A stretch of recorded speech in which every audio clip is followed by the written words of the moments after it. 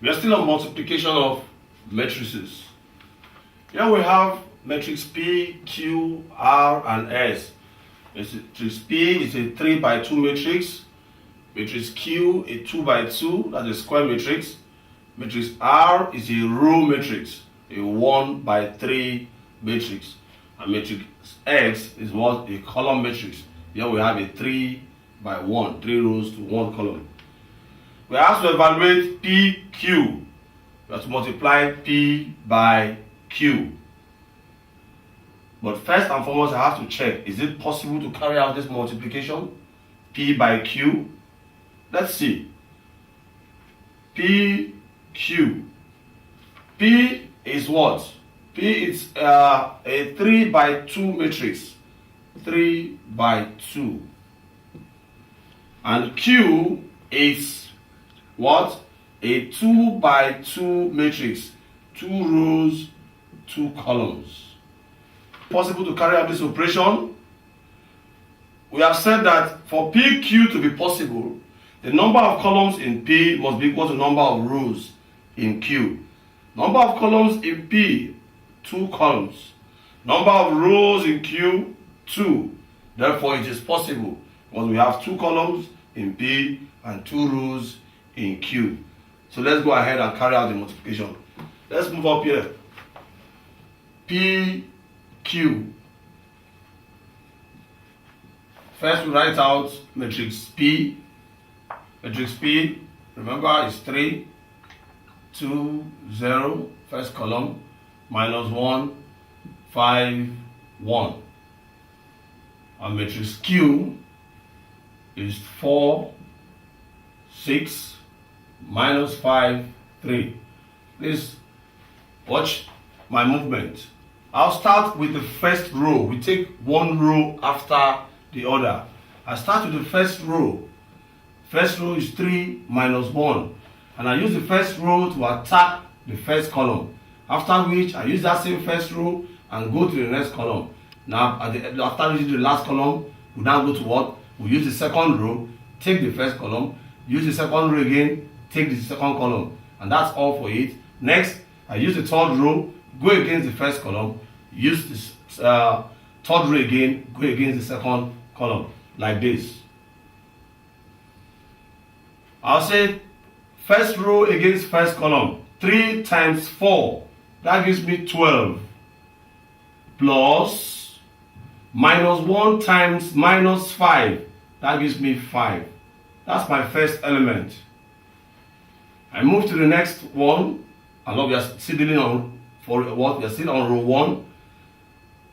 3 times 6, that gives me 18.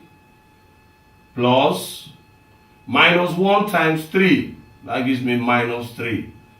Now we are through with the first row since we have reached the last column there.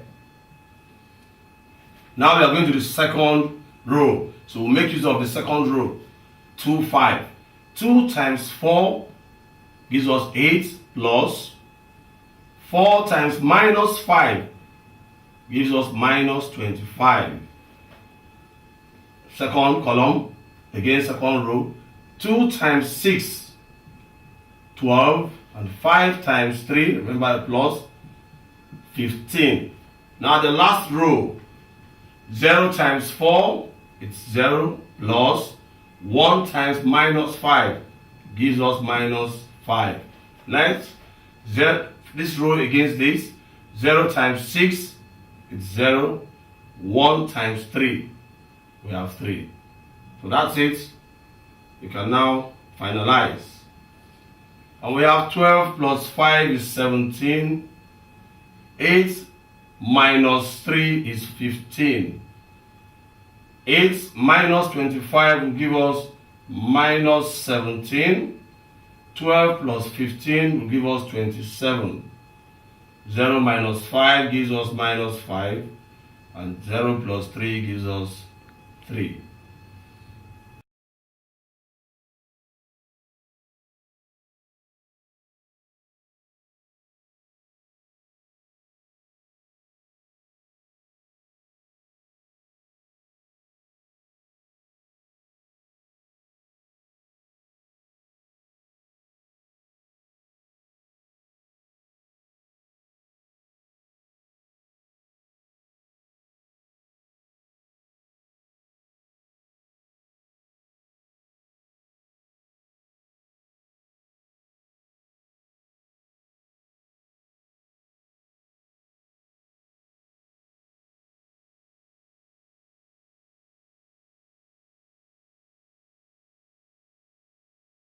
We'll start with A.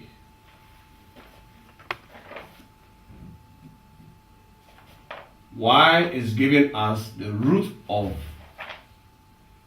3x plus 7. Now this square root should not be scary at all. From our rule of indices, we know that square root can be written as raised to the power what? Half. So we have here 3x plus 7, everything raised to the power of 1 over 2. So that takes care of the square root. Now we can begin to differentiate. But we can't do that just immediately. This is a function of a function. I have a function inside and an exponential function outside. Let's go through the normal procedure. I'll take the inner function there as what? U. I say let U equal to 3x plus 7. Okay, if U equals to 3x plus 7, what's my Y? My Y will therefore be, in place of 3x plus 7, U raised to the power of half. U is a function of x. We have Y equals to what? U raised to the power half. And we are looking for what? The Y, the x. And here we have Y equals to U raised to the power half. So we apply the rule of what? Function of a function. What does the rule say? That the Y dx will be equal to the Y du times the U dx.